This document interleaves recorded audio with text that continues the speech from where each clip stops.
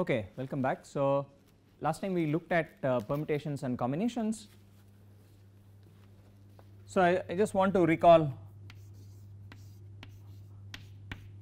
the formula here. So, NCR. So, let me just mention one other thing. Sometimes more commonly this is denoted NR within bracket like this and pronounced N choose R. So, this is again notation which is fairly common.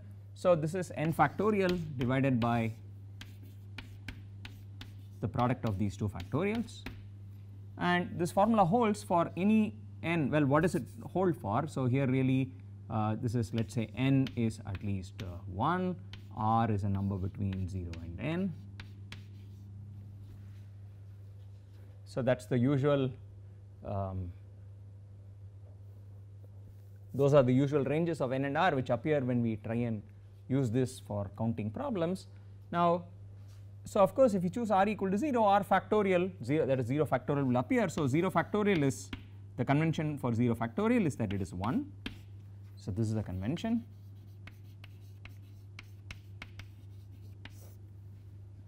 So, observe this had in fact occurred earlier when we talked about Taylor polynomials and so on. So, 0 factorial is 1, and so of course, here what let us sort of try and rewrite this formula as follows. So, if you sort of cancel off the n minus r factorial with the n factorial. So, this is the product of all numbers from 1 to n minus r, and this is the product of all numbers from 1 to n. So, what you will get will be the terms which do not cancel out when you try and cancel these off is n, n minus 1, n minus 2 all the way till the number just after n minus r. So, that is this one, n minus r plus 1, and the r factorial remains the same. Okay. So, that is of course just an equivalent way of writing this formula here, but now we observe that the numerator here is a product of, well, it is n, n minus 1, n minus 2 and so on are consecutive numbers. So, what is in the numerator here? So, these are all consecutive numbers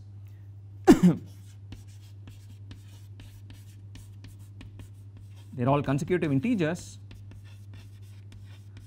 starting with n, right, and going downwards. Now, and how many of them are there? Well, there are r consecutive integers. So, this is a list of r consecutive integers in the numerator, and what is on the bottom is r factorial. So, since n choose r, so here is sort of a nice corollary to this fact here. So, recall n choose r is of course the number of ways of picking r numbers out of n numbers.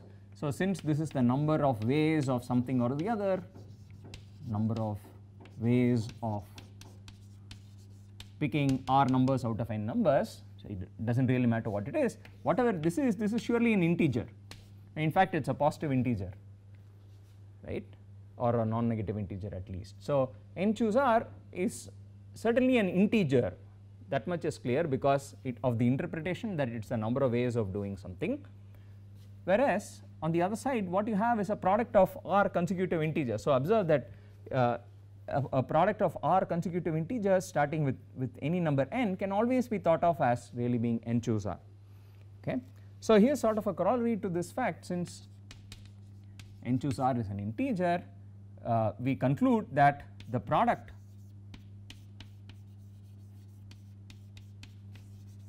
of r consecutive integers is always divisible, is always a multiple of r factorial. It must be an exact multiple.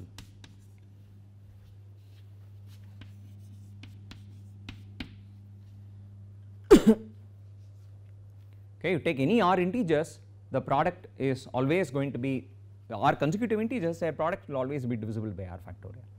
Okay, and of course it is, you know, it is not strictly something that you can see in just instantly from here, because of course n is assumed to be a positive integer that at least r and so on, but you should be able to convince yourself that it is in fact true as stated that even if n is smaller than r, the product of r consecutive integers starting with n downwards will still be divisible by r factorial.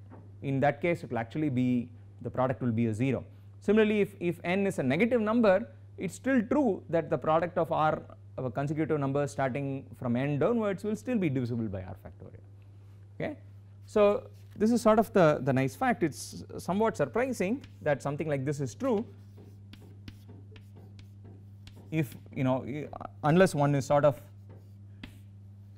looking at this context, it's somewhat surprising, I would say. So for example, 47 choose 5 is the product of 5 numbers 47, 46, 45, 44, 43, and the claim is that this product is always divisible by 1, 2, 3, 4, 5, the product of 5 factorial, I mean the number 5 factorial. And to see why it is divisible, so let us see where the cancellations will occur. For instance, the 5 cancels the 45, leaving us with a 9. Let us see what else will go. The 4 cancels 44, giving you 11. There is a 3 which will cancel off the 9, gives a 3, and I guess the 2 can cancel off, well, the 46, give you a 23. So observe the final answer after all these cancellations is 47 into 23 into 3 into 11 into 43. So this is 3, 11 into 23 into 43 into 47, okay, which is certainly an integer. But it is kind of a priori a little surprising that there will always be such exact cancellation. Okay, so now let us do the following, since we sort of talked about polynomials just before this. So here is a polynomial version of the number of combinations. So what do I mean by that? Let us do the following. Let us replace the integer n by the variable x in the formula for n choose r. So what do I mean by that? Let us give this a name. Let us define the quantity. So I want to start from this definition of n choose r, and what I want to do is sort of something like define x choose r, where x is playing the role of n. So I am going to define a quantity x into x minus 1 into x minus 2 till x minus r plus 1. So let us define x times x minus 1, x minus 2, x minus r plus 1 divided by r factorial.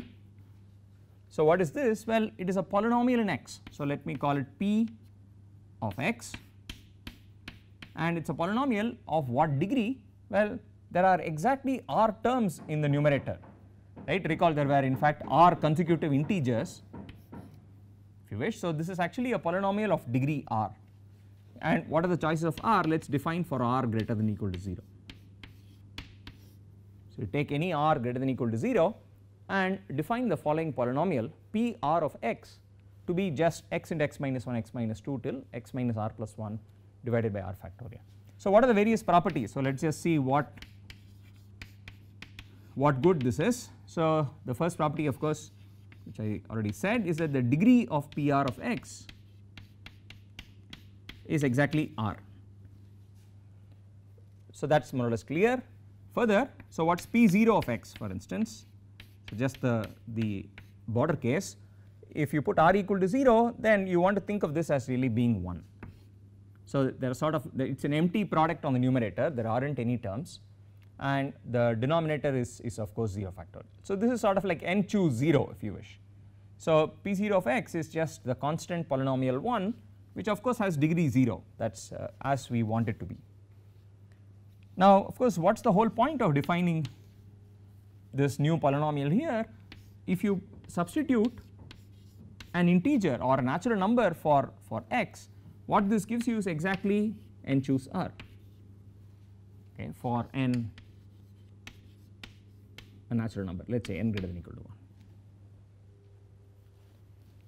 Okay. So it is just a polynomial which when you plug in x to be an integer, it gives you back the usual function n choose r. Well, so in particular what does it mean? It says that this polynomial has the very nice property that when you plug in, so here is the fourth property, if you take the polynomial PR and you plug in an integer, the answer is an integer.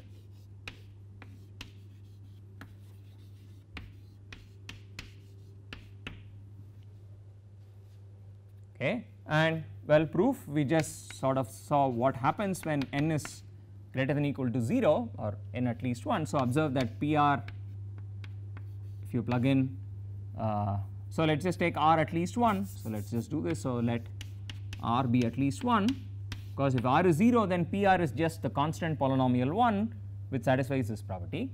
So if r is at least 1, then let us look at, so PR of n is the following.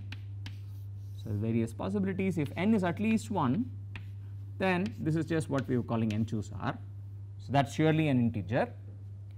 If n is 0, then by definition, if you plug in 0 into this polynomial, so observe PR of x is just x into x minus 1 into dot dot dot. So there is an x in front. If you put n equal to 0, of course, I mean if you put x equal to 0, this is just going to become a 0, provided r is at least a 1. And so in order to finish this proof of this assertion, you need to worry about what happens if n is negative, right. So let us just see. So this is, if you plug in PR of n, so let us write n as minus m, where m is now positive, and let us see what happens when you plug in a negative number into x.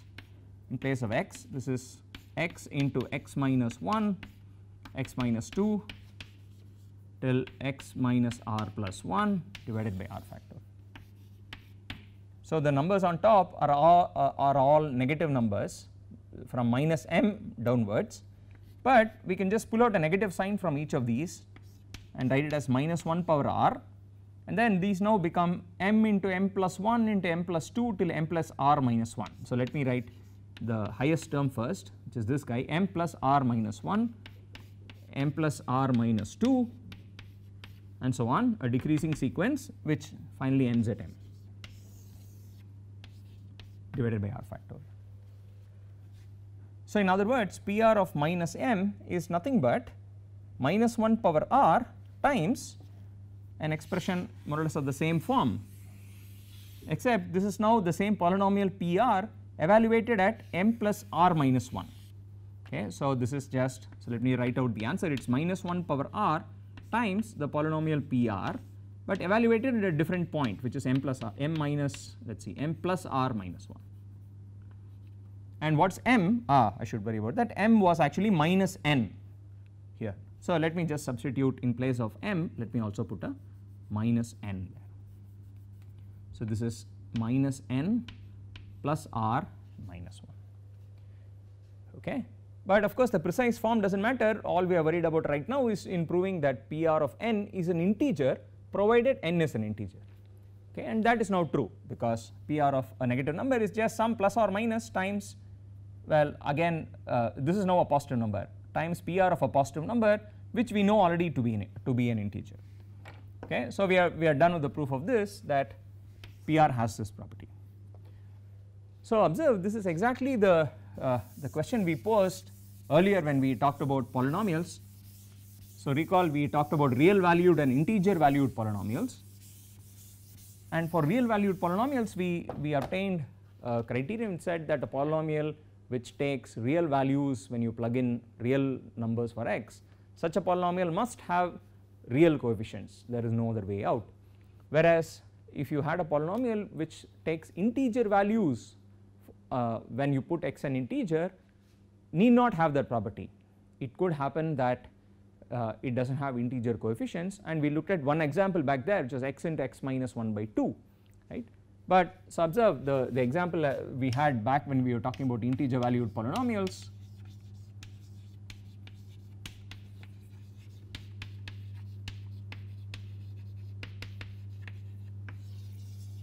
So back then I had given you an example of the polynomial x times x minus 1 by 2, but observe that in this new notation, that is what we are calling P2 of x. It is just sort of like x choose 2, right. And this polynomial, as we are now seeing, has sort of generalizations. You can look at PR of x for every r, So you can look at x into x minus 1 into x minus 2 divided by 3 factorial and so on. And each of these polynomials would have the same property, that if you put x an integer, the answer will be an integer, but the coefficients are not integers. For example, here the coefficient is a 2, I mean it's a half. Similarly, if you take Pr of x in general, the coefficients will involve a 1 over r factorial. So clearly they are not integers. Okay. So now nevertheless there is something very nice that one can say about these, which is the following. So observe the key property, one of the key properties I mentioned is that the sequence Pr of x has one polynomial of each degree. Okay. And this is a very important property. This occurred back when we were talking about polynomials, when we looked at the Chebyshev and the Legendre polynomials and so on. Now here Pr of x is again a polynomial of the same kind.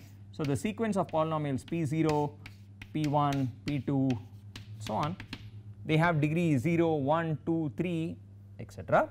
So the key principle that we talked about back then was the following, that any polynomial can be written as a linear combination of such polynomials. So recall the principle we talked about earlier, that suppose f of x is any polynomial, let us say of degree at most d, then f can be written in the following fashion. Then f of x can be written as some constant times P0 of x plus some other constant possibly times P1 of x and so on till some constant times Pd of x for some constants, which most generally speaking they could be some complex numbers, for some complex numbers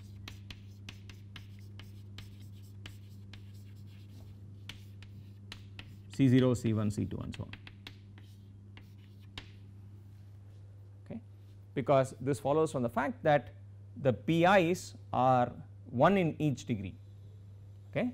Now comes the key point. Suppose we want to look back on our earlier problem in polynomials, which is, suppose f is a polynomial which takes integer values for integer choices of x. So suppose we knew further the following, that if f of x, or let us call it if f of n, okay, I will just use this, if f of x is an integer whenever x is an integer,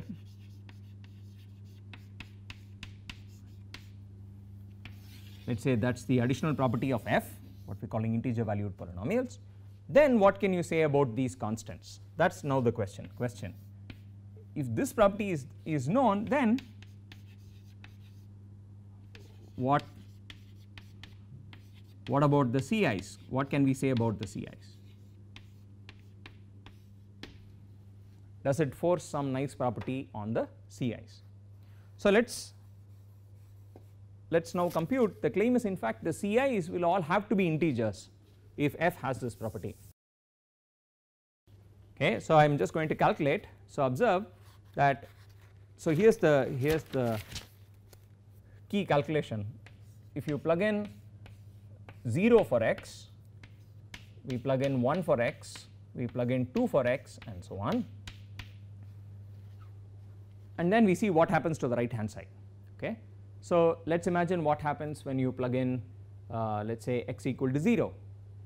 So observe that P0, so let us just recall the first few polynomials. P0 of x was just the polynomial 1, P1 of x by definition would be x, P2 of x will have x, but it will also have x minus 1. I will write just one more, P3 of x will have x, x minus 1, x minus 2 and so on.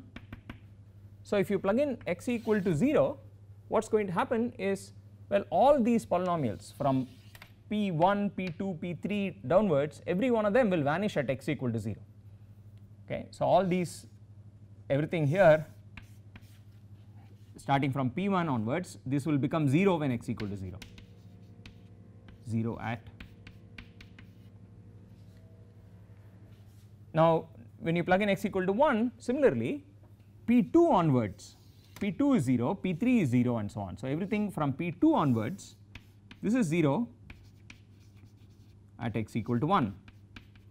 Similarly, P3 onwards will vanish at x equal to 2. So, these will be 0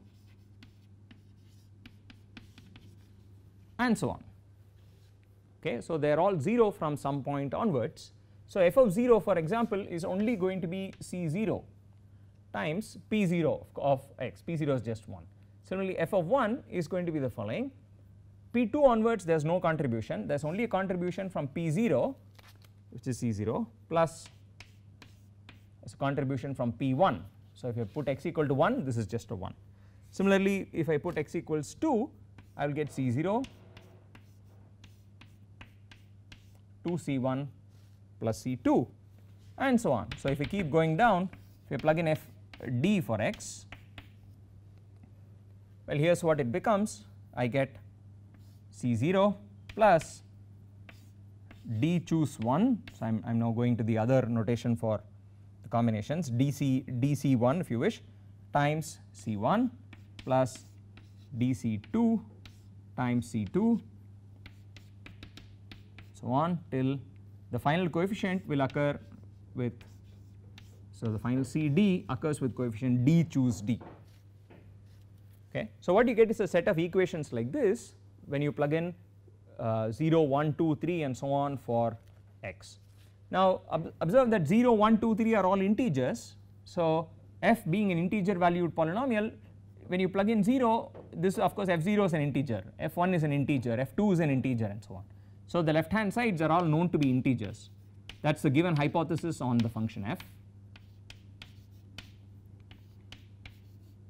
They are all known to be in Z. Now, from that let us see what the conclusions are. Since f of 0 is an integer, it tells you C0 is of course an integer.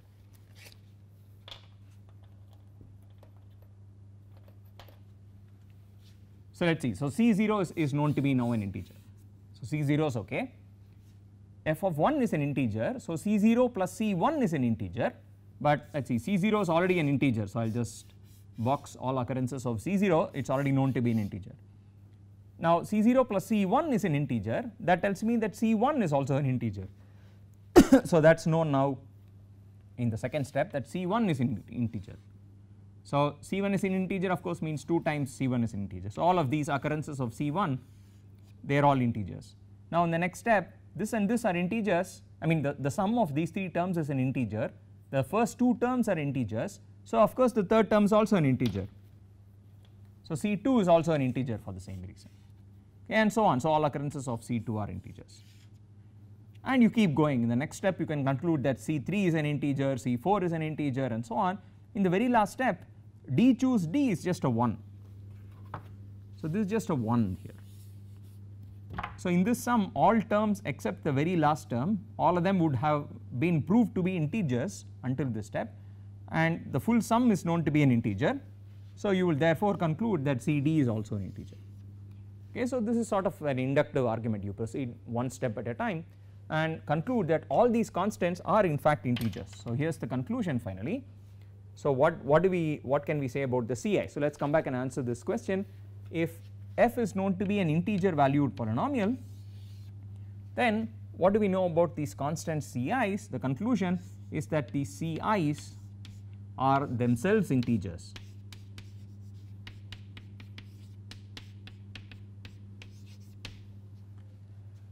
So, here is the full answer to that question. What can you say about integer valued polynomials? Well, they are integer combinations, integer linear combinations of these special polynomials P0, P1, P2 and so on.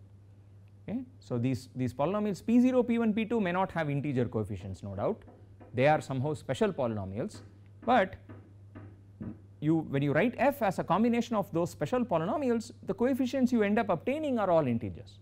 Okay. So, it is what you would call an integer linear combination of these polynomials P0, P1 and so on.